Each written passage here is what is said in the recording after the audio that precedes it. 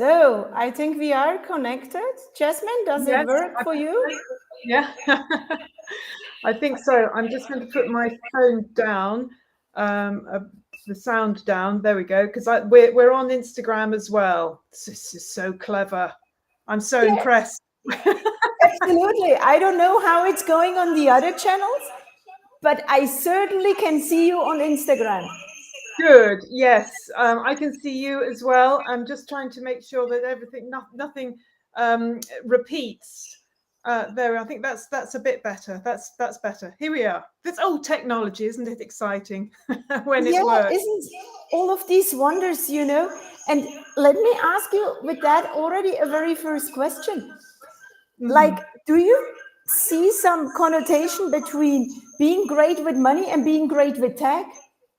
Well, there is a connection between being great with money and being good with maths, which is kind of a nuisance to me because maths was never my best subject, and I've really had to make myself learn and make myself overcome any sense of, oh, I'm not very good at maths. I think if you're good at technology, that can certainly help because a lot of stuff's done on on technology now. But it's more maths, I think, that's the real killer. If you're good at maths, you do tend to be good at your money. That's very interesting because actually, I was good at math, but I'm definitely better at tech. And yet I ended up being a financial specialist. Oh, The virtues of life, right? As it have yeah. it. Hey, so, but I think it is very, very interesting. Now, let's check on our multi streaming thing here. So, Mm-hmm. first of all, hello to everybody on Instagram who is Hello to watching. everyone on Instagram. We're so excited to have you. And Yeah. we are multi live streaming today here with Jasmine. So, over Instagram, over LinkedIn, and YouTube. And because we are women challenged with technology, we are doing this using two different tools. So let's see how that actually works out for us. And I That's think great. we have some form of an echo, but I'm checking here my chat here to see whether it has worked also on LinkedIn. And what is creating this terrible noise? I know it's extraordinary, isn't it? Let's see if that is better. Yes.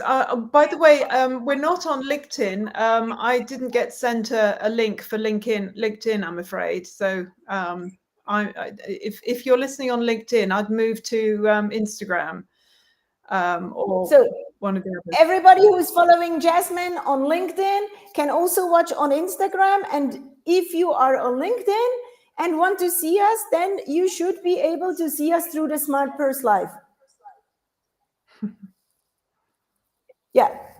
Confirmation here. Amanda, who is managing all of this, LinkedIn people can see us through the Smart Purse Live. Jasmine, that's a moment of celebration. Yes. We mastered. Okay, let's come Yes. to the actual subject of discussion. Money. Mm. What is your money story, Jasmine? Well, it's a whole mixed bag because, as I say, I was not particularly excited by maths as a kid, and my parents didn't know very much about money. And of course, like most people, I wasn't taught about money at school.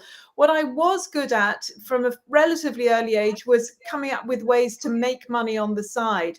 And that's something that I did at university. I had lots of little ways of making money on the side. I made ball gowns. I had a hair cutting business, no experience in hair cutting, but I did it. I found little ways of making money in the university. But when I came out of university, I pretty much immediately got into debt because I didn't know about credit cards. And my father helped me get out of debt and said, don't you ever get into debt again. So, of course, I did. A few years later, I got into a lot of debt. But by that point, I was working as a financial journalist, having done all sorts of other types of journalism and, of course, comedy, I'm acting and all that sort of stuff. I became a financial journalist. And this was at the BBC, I was doing some work. I can't remember what it was on, but I was doing some research for a piece that I was doing for the radio department. And I got a light bulb moment because I thought, how come this money thing, it's not difficult, it's common sense. How come I'm in debt? And I thought, well, nobody taught me, nobody explained it ever, really.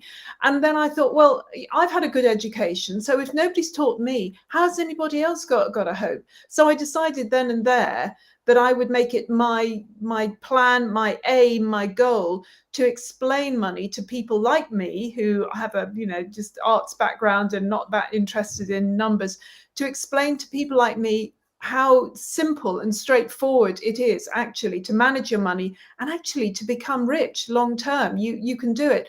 So that's what I decided to do. And I've sort of lived what I say. I tell people that and you will know this, Olga, the secret to being rich long term is to spend less than you earn and invest the rest. And just keep doing it. Just keep doing it.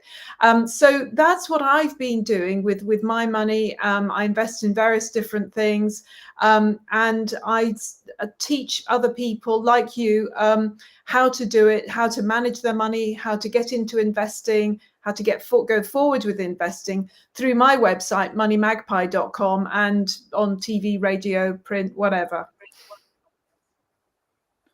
That is a very fascinating story. What made you become a financial journalist?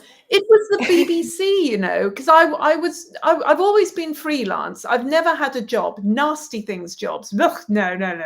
Always been freelance. I've run my own thing, always been self-employed.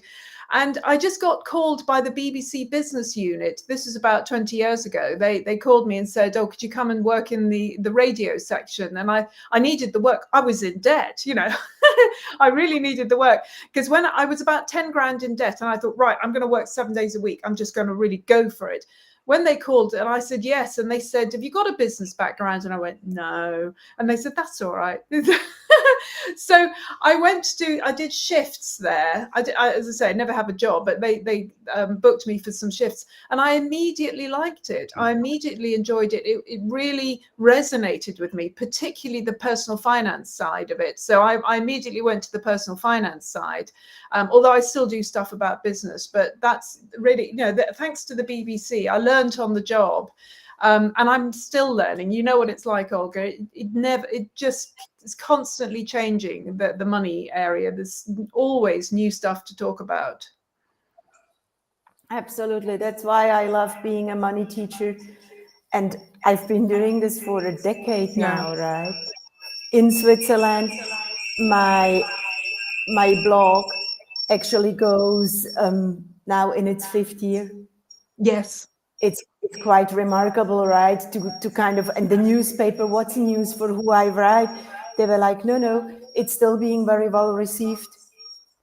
So yes.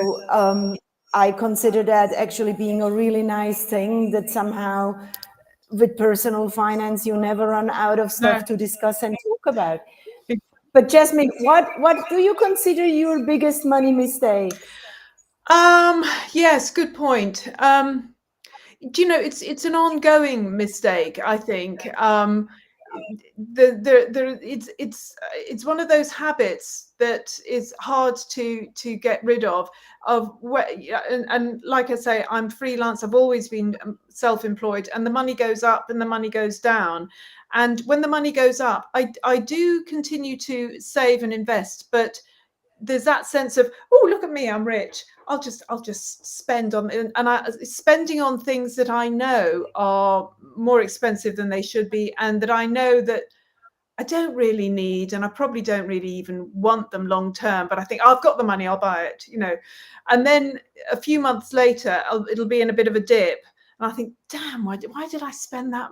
Why did I do that? Why did I buy that thing that I didn't want? So it's that habit, I think, which I'm still working on, really, to stop myself spending when I've got lots of money and then regretting it when suddenly I don't have so much money. I see. For me, one of the biggest mistakes actually is I invest in all kinds of things, and it doesn't always work out. Me too. I have to, I love being experimental about these things, just because I'm naturally curious. And some of my stuff really just hasn't worked. Yeah, I know what you mean. But that's the point of it, isn't it? That's why they say, and why we say, have a diversified portfolio, or as I put it, don't put all your eggs in one basket. Spread your bets. Because sometimes some you're going to win, some you're going to lose, and it does show that with investing, it's not a science, because you can have the most intelligent people with the best figures, and they're showing all the figures and how it should be, and then just something from left field comes and smacks it all out the way. And something that seemed like an absolute dead cert suddenly goes, So this is why we have to spread our bets. Yeah, absolutely. Now we've come together here to speak about kind of what are the main things that people should be doing with their money just before Christmas, right? Yeah. Or before the end of the year. Yeah. Exactly. Yes. And I wonder, what would they be for you? Well, I am a big fan of getting things sorted in what I call Twixtmas. That bit between Christmas and New Year, and there's just nothing happening and no one's around, and you think, where is everybody? I do this every year because it's frantic until Christmas, and then suddenly nothing for a week. So that's a great time, I think, to get your admin sorted. And the first thing that comes to my mind is pension, because we never look at our pensions letters because they're so boring and tedious, and you think, oh yeah, I'll look at that later. Well, later has come. Twixtmas is the time when we have a look at our pension. How much have we got in the pension? What do they say? How are they projecting it for the future? And also, is it in a decent fund? Because sometimes, if you've got a SIP, or if you have a pension, a company pension where you have choices, it's likely that you've been put on a default, probably low risk fund. And it could be, if you're, below 50, that you should really be on a much higher risk fund to be making sensible money. So I would think, look at those two things. How much have you got? How much are you supposed to have when it comes to the end?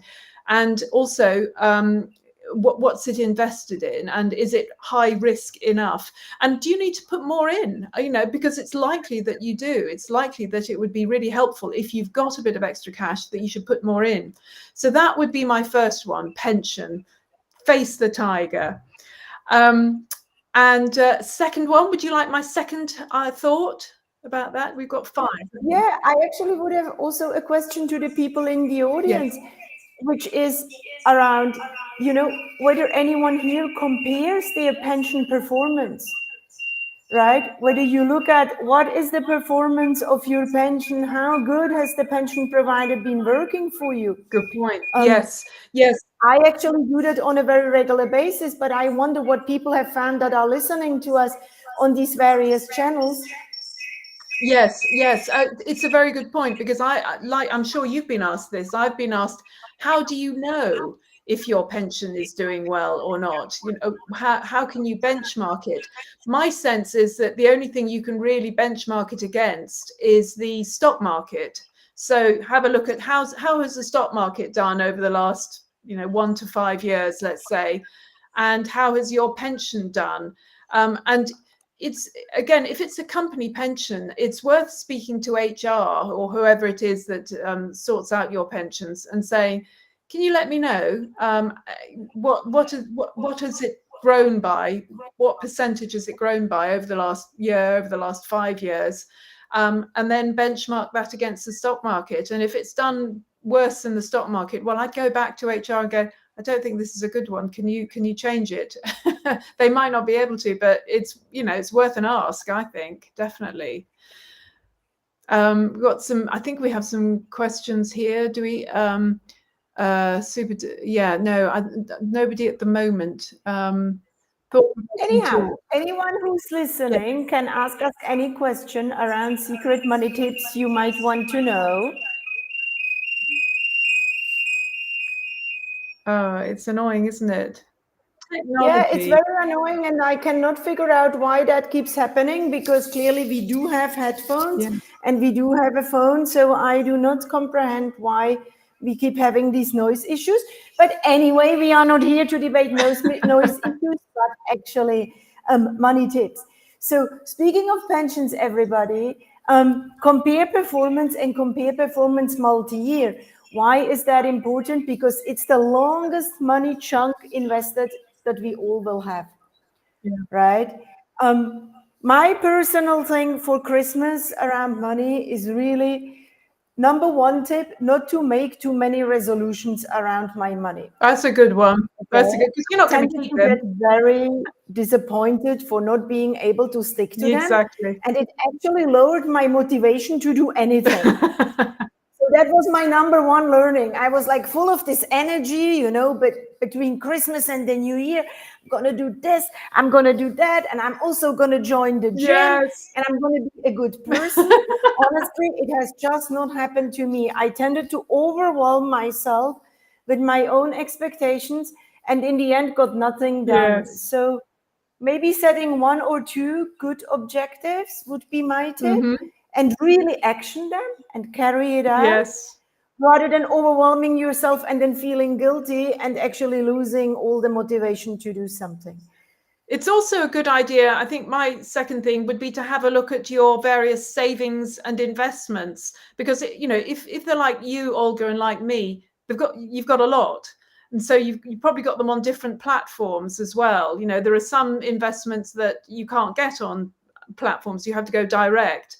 And so after a while, you can think, wow, what have I got? I mean, it's like, cryptocurrency holdings, or property investment holdings, or, special types of stocks and shares and everything. So it's worth having a look, just doing a little audit of what you've got, where, maybe put it in a spreadsheet. There are some platforms that are trying to bring in all these investment things together, but I'm not sure that any of them quite work. And if you at least have a list somewhere, could even just be in a Word document, going, okay, as of December 23, I've got X amount in this, X amount in that. And it's quite good, because sometimes, you do the list, you go, oh, actually, I've got more than I thought.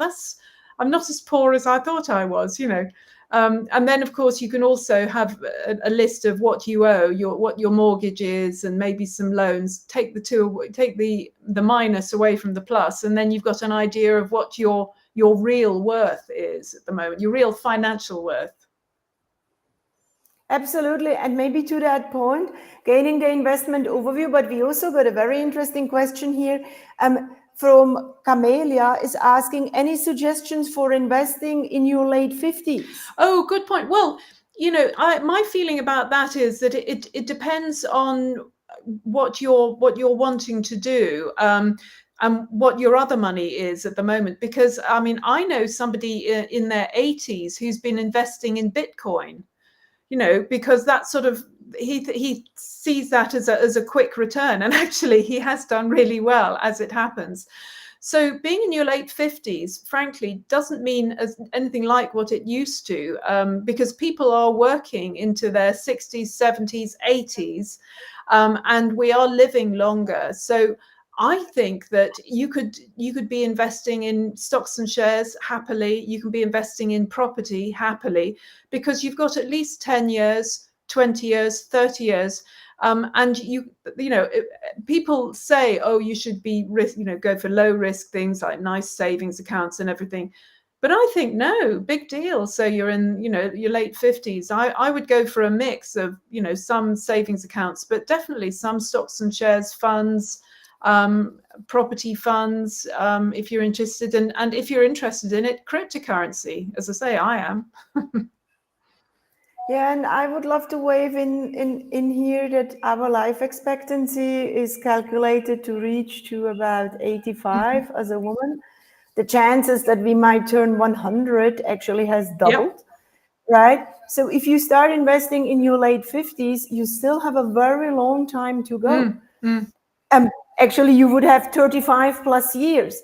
So while one has to be mindful of the fact that if you want to stop working or pivot to a different lifestyle earlier, Okay, that has to be part of how you invest the money of your strategy. So you, for example, would have access to it.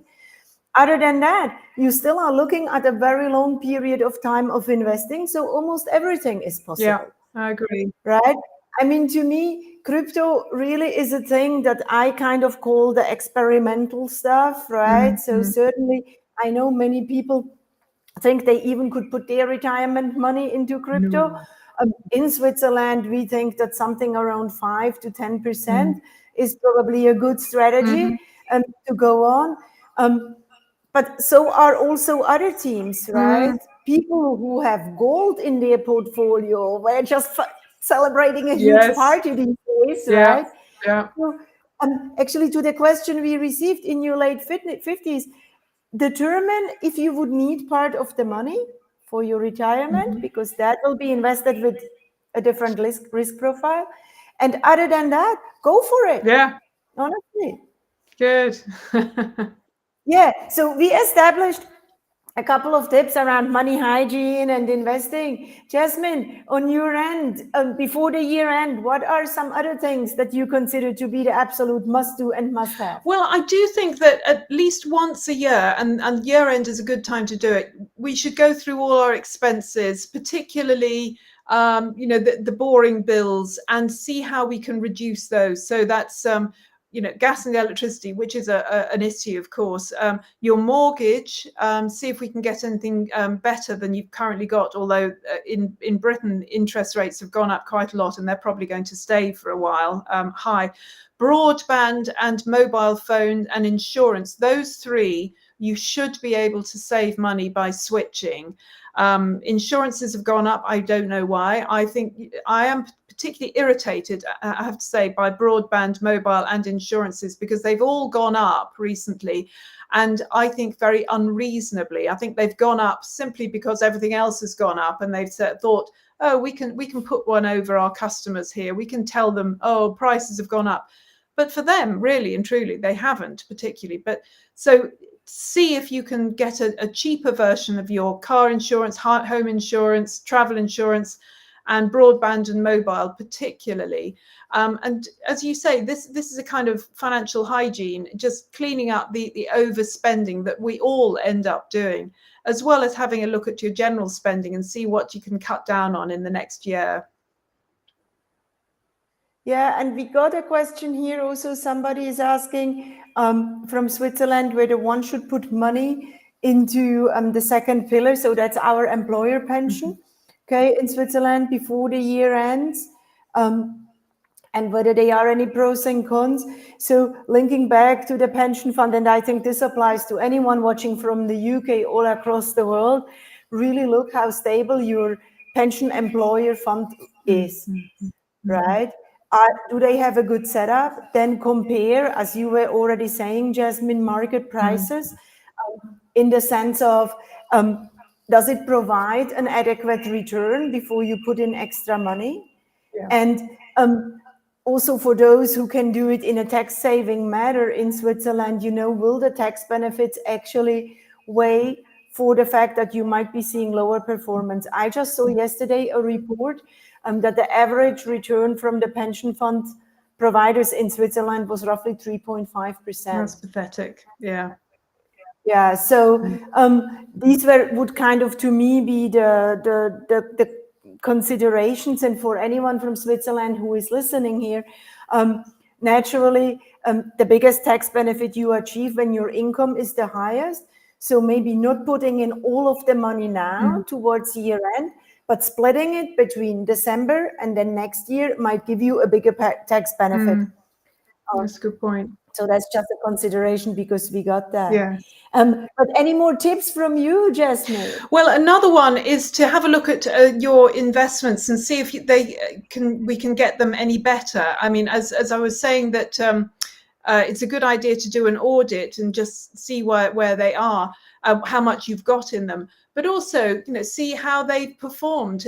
It's again, once we're switching our bills, our expenses, it's also worth considering maybe switching some of our investments. So if there's one, as you say, it could be your pension. If it's been doing just 3.5%. Well, it's time to probably move it. If it's been like that for the last 5 years or so, I like to give them a year or so to bring themselves back up.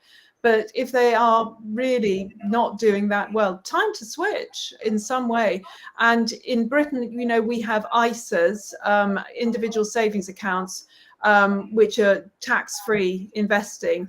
Have a look at how your various ISAs are doing. Again, I make sure that I have lots of ISA money in lots of different investments. I never have cash ISAs. As far as I'm concerned, that's a waste of my nice tax-saving wrapper. They're all either in IF ISAs, innovative finance ISAs, or stocks and shares ISAs. And if one of them hasn't been doing too well for a while, I think time to switch. And you know, that's a good thing to look at round about this time, because you've got the leisure, you know, to have a look at the different websites and go, that's been in the red for rather a long time. I think I'll move it. Absolutely. And how do you deal with costs? One of my further tips would be to really do a cost comparison on new providers. Good point. Yes. You know, we have all of these statistics that people do not like to swap financial services providers, be it now the fintechs, be it now their banks. But quite frankly, we compare costs on everything else. Yes. When we go shopping to Sainsbury's, when we, you know, really, right, you get the Nectar special deals and all of that stuff. And when it comes to our finances, I think everybody kind of shies away. Yes. Because it's so complicated. Yeah. But I do encourage all of you to kind of, doesn't have to be now before Christmas, but take January and as an objective and just shop around a little bit to see, will somebody pay you higher interest rates? Can you get your investments at a lower cost, or will you at least get a better service? And then do not shy away from switching, because it has become incredibly easy. Yes, very good point. That you're so right, because in this country particularly, we have no sense really of costs. I mean, obviously a lot of investors do, but generally speaking, particularly when it comes to your pension, and you know, you're mentioning the very poor returns on pensions, and I'm sure it's the same here in Britain. Largely, it's because of the fees, as you say. It just eats away at our profits, and they get their amount, their costs, whether they do well or not. But we're the ones who end up paying for it. So yes, you're absolutely right. I think checking on how much you're being charged for various investments is a really good thing to increase your profits. Yeah, and it might save one or the other buck. What it also will do is it's going to save you a lot of money in the long term. Yes. Without actually noticing, right? Because paying these fees, it doesn't even provide pleasure. No. Honestly, if I, like you were mentioning, Jasmine, at the beginning, right, spend on something that I decide, oh my God, I really can't wear that anymore. Yes. Or it just, you know, money waste happens, right? Yeah. It happens unintentionally as well, without us even wanting. But paying too much excess fees on investments, unfortunately, doesn't even provide the pleasure of making the exactly. True. If you're going to waste money, waste it on chocolate. Go for it. If you're going to waste money, waste it on chocolate or something, not on fees. Yeah. Yeah, you're talking to a Swiss person here. We do love chocolate and we eat mountains of it. Actually, economic statistics have shown on average 10 kilograms a year. Really? A Swiss person eats on chocolate. Imagine the thriving business gyms in Switzerland have. Yes. Yeah, it is an amazing thing. So coming to this, I'm just checking whether there are any final questions from folks listening to us on Instagram. Thank you for still being with us, or on LinkedIn or YouTube, or wherever you might be. Please drop them into the chat. And while you do so, Jasmine, your final wish for everybody's money for Christmas, what would that be? Oh, I hope that you have lots of lovely cash help, you know, lots of cash given to you as presents. But I hope also that everybody has a genuinely rich Christmas, rich in happiness and joy and peace, because as we know, that's where real riches is. Money's just there to support your way of life, but real richness comes from the heart. So I hope you have that real richness this Christmas. Oh, absolutely love that. Oh. Especially because I do a lot of writing about abundance. Good. More to challenge also my own kind of sentiments. So I do not end up just being caught in this investment world Yes. with all these charts. Yes, you know. exactly. So what a wonderful statement. Oh. And yes, from me as well, enjoy lots. And if you have a little bit of money to spare, consider making a donation to those who might really, really need it. Because not everybody is as privileged as we are sitting here on live streams or watching in social media. And sometimes even the 1 or 2 pounds, Swiss francs, or whatever might make a great, great difference to somebody Good else's point. life. Yes, in fact, I'm promoting a charity called Acts 435. So acts435.org.uk. It's a little charity, and I like little charities. And they don't skim money off the top. They just use gift aid to run themselves. And they have people on the website. You don't know who they are, but they need like £200 for a fridge or £150 for a child's bed. And you can give a £5 or £200 or whatever to help them get that specific thing. It's a very good charity, I think. Absolutely love it. Absolutely love Thank it. you. And with that, honestly, thank you so much, everybody, for watching. If you liked this, come back next Wednesday. We're going to be speaking about the effectiveness of giving and donations and all of these things just right before Christmas. Great. And we shall, put a big poster up for the charity, Jasmine. Oh, yes. That'd be idea. great. I'll send you the details because that would be really nice because they're very small, Absolutely, so they don't would love it. advertise well. I really enjoyed talking to you today. Thank and you. to everybody, thank you so much for taking the time. And off to a great, inspiring friendship over Zurich and London, from money writers to money writers. Thank you, Olga. Thank you so And in much. fact, I'm actually doing another live now at 1:30 on Instagram. So if you want to ask me some questions, come to my live, Jasmine Birtles, and I'll answer more questions. And thank you so much, Olga. What a fabulous podcast you're running. It's great. Fabulous lives you're running. Yeah, when the technicalities work out. We're still working on it, like on the investments. Thank you. Thanks very Bye. much. Bye, everybody.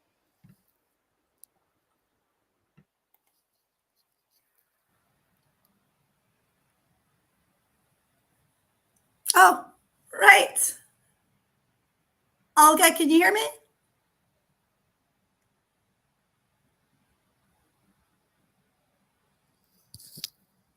Okay. Hi, how are you doing? Hey, so that went great. Source engagement on LinkedIn. Hello. Hello, can you hear me? No, I'm here.